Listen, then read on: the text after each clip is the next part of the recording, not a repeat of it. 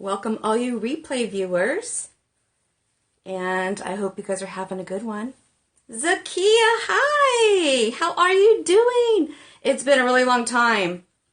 Oh, and Lynn's here. Hello. It's been a really long time since I have periscoped. So, I'm here. I'm going to do it. But the reason why I wanted to scope today is I know I've missed you too. I really have. I just want to share what I've learned and applied to my 4-pack so that they can live. Hello, how you doing, Lynn? Thanks so much for showing.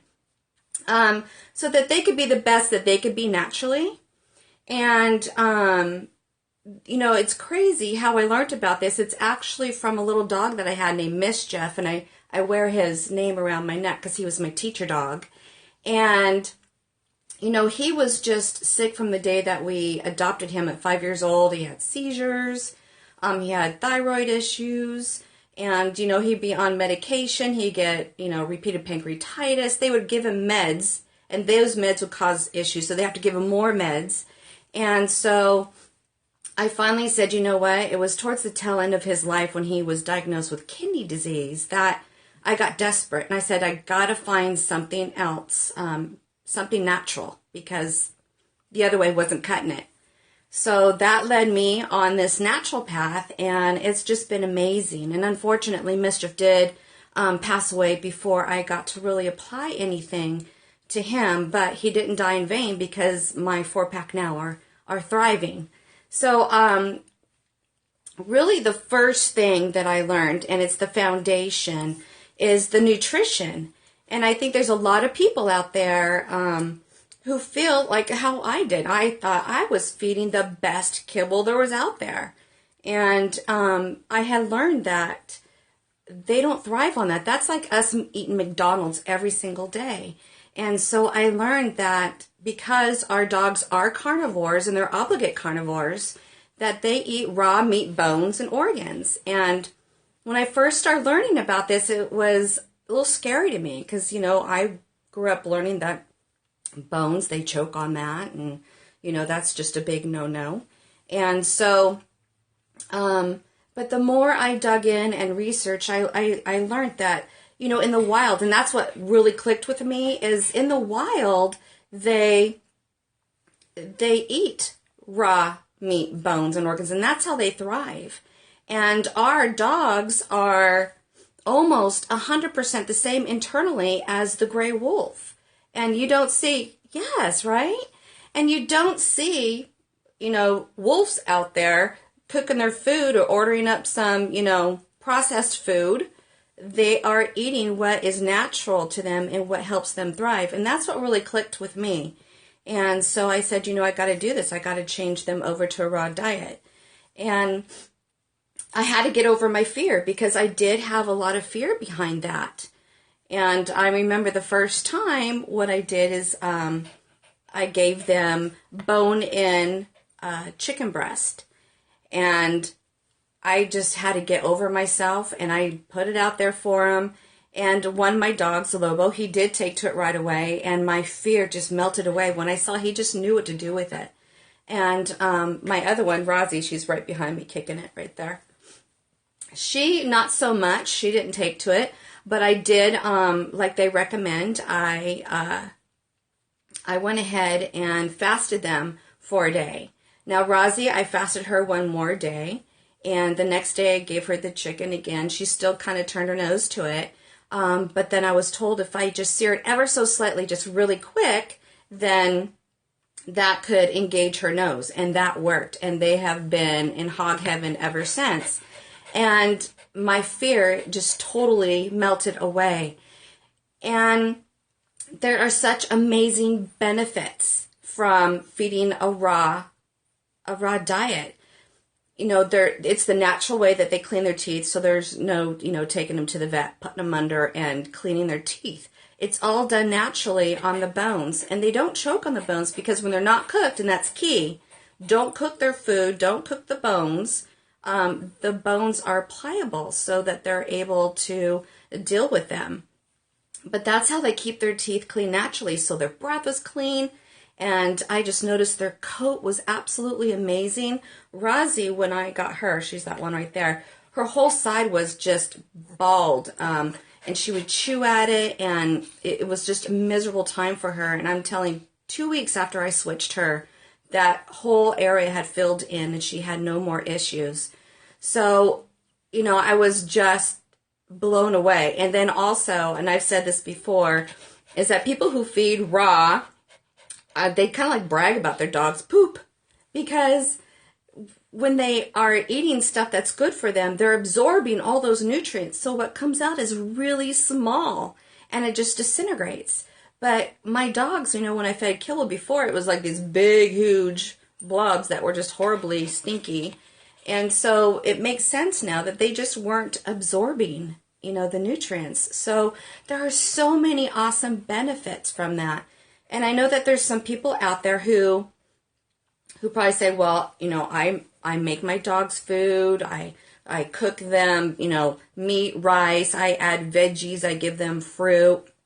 But that's still, you're denaturing the food when you're cooking it. And then also, because our dogs are carnivores, they can't digest those fruits and vegetables that you're putting in there. I know you see the kibble companies, they talk about how they put fruit and vegetables there, but they cannot digest those. They don't have the enzymes to digest those. And what I had learned, and I'm going to give you guys resources at the end of this of where I learned, and I did a lot of research on my own too, but a starting point, I'll give you those resources.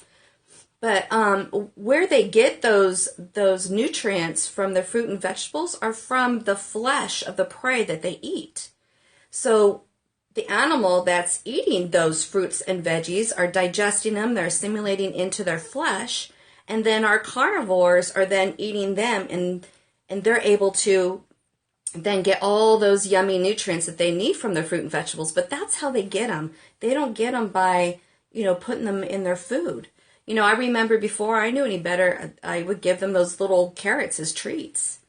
And no, that I don't do that anymore. They are 100% raw fed, and they dig it. They absolutely love it. And I want to talk about another thing, is that you'll notice, and I think it's good to know about this, and I've talked about it before, but once you start feeding them what they thrive on, their immune system starts getting stronger. And then what it does is it's able to push out toxins that have been just sitting there. And so what they call that is a healing response or a healing crisis. Now, if you don't know about this and that happens, that could freak you out and send you running the other way, go back to kibble. But I just want to tell you that that's just part of the immune system working, and you have to kind of tough it through. And some great things to have on hand and be prepared for that. I had colloidal silver, that a lot of times it's called CS, and I gave that to them. I also had on hand a soil-based probiotic. And so I would give the soil-based probiotic in the evening and the colloidal silver in the morning. Also, a great thing to have on hand is essential oils. So a great one is Paragize. This is really great and helps with their digestive system.